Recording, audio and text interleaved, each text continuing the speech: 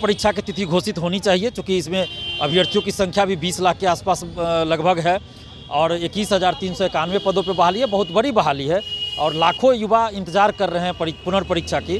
तो हम सरकार से ये मांग कर रहे हैं और जो नई चेयरमैन बनी है शोभा उत्कर जी, उनसे भी हम मांग कर रहे हैं कि जल्द से जल्द परीक्षा की तिथि यानी पुनर्परीक्षा की तिथि घोषित की जाए। नमस्कार, आप देख रहे हैं न्यूज़ फॉर नेशन। मैं हूं आपके साथ नरोत्तम।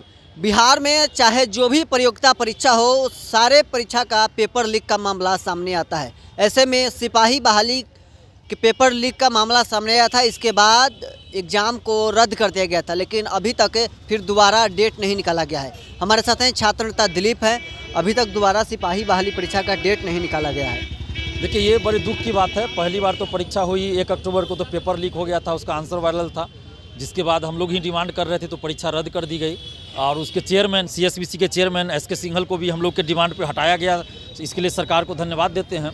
लेकिन अब पुनर्परीक्षा की तिथि घोषित होनी चाहिए, क्योंकि इसमें अभ्यर्थियों की संख्या भी 20 लाख के आसपास लगभग है और 21,391 पदों पर बहाली है। बहुत बड़ी बहाली है और लाखों युवा इंतजार कर रहे हैं पुनर्परीक्षा की। तो हम सरकार से ये मांग कर रहे हैं और जो नई चेयरमैन बनी है शोभा उत्कर जी, उनसे भी हम मांग कर रहे हैं कि जल्द से जल्द परीक्षा की तिथि यानी पुनर्परीक्षा की तिथि घोषित की जाए और पूरी पारदर्शिता के साथ परीक्षा आयोजित हो, जिसमें पेपर लीक ना हो, कोई धांधली सेटिंग ना हो। और पारदर्शिता ऐसी होनी चाहिए जैसी BPSC के द्वारा अपनाई गई है। OMR सीट का कार्बन कॉपी दिया जाए, OMR सीट का कार्बन कॉपी दिया जाए परीक्षा समाप्ति के बाद। फिर परीक्षा समाप्ति के बाद क्वेश्चन बुकलेट अभ्यर्थियों को दिया जाए, आंसर की जारी हो परीक्षा के बाद।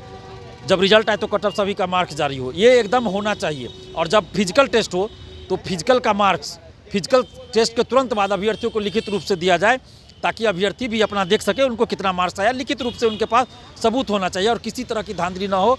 परीक्षा में हर एक क्वेश्चन पे QR कोड हो, CCTV कैमरा लगा हुआ हो, जैमर लगा हुआ हो। जैमर लगाने के नाम पे कोई खेल ना हो, जैसा कि अभी तक होता आया है CSBC में, तो ऐसा ना हो। और BPSC के द्वारा जो व्यवस्था अपनाई गई है वो सारी व्यवस्था अपनाई जाए, ताकि किसी भी तरह की कोई गड़बड़ी ना हो परीक्षा में।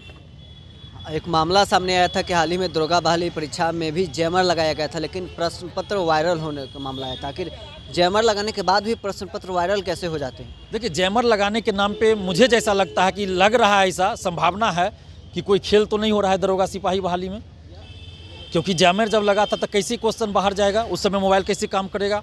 हो सकता है 2-4 सेंटर पे जैमर लगा दिया जाता हो और बाकी सेंटर पे जैमर लगाने के नाम पे कोई खेल हो रहा हो, भ्रष्टाचार हो रहा हो। तो हम तो सरकार से लगातार ये मांग कर रहे हैं कि दरोगा बहाली सिपाही बहाली में अभी तक जो जैमर लगा है हर परीक्षा में, उसकी जांच की जाए कि सही में जैमर लगा था या जैमर लगाने के नाम पे पैसा की उगाही हुई, घोटाला हुआ। इसकी जांच सरकार कराए। हम तो नीतीश कुमार जी से मांग कर रहे हैं कि इसकी आप जांच करवाइए। सिपाही बहाली परीक्षा का डेट कब तक निकलेगा, उम्मीद कब तक का है? देखिए, हम सरकार से मांग कर रहे हैं, साथ ही CSBC के चेयरमैन शोभा उत्कर जी से भी मांग कर रहे हैं कि जल्द से जल्द पुनर्परीक्षा की तिथि घोषित कीजिए, क्योंकि लाखों युवा, लाखों स्टूडेंट्स परेशान हैं, इंतजार कर रहे हैं। कई बार फर्जी लेटर वायरल हो रहा है परीक्षा की तिथि से संबंधित, तो ऑफिशियली एक बार CSBC के द्वारा जारी किया जाए कि परीक्षा कब होगी। तो आपने सुना क्या कुछ कर रहे थे छात्र नेता दिलीप। अभी तक के लिए बस इतना ही। आप बने रहे न्यूज़ फॉर नेशन के साथ।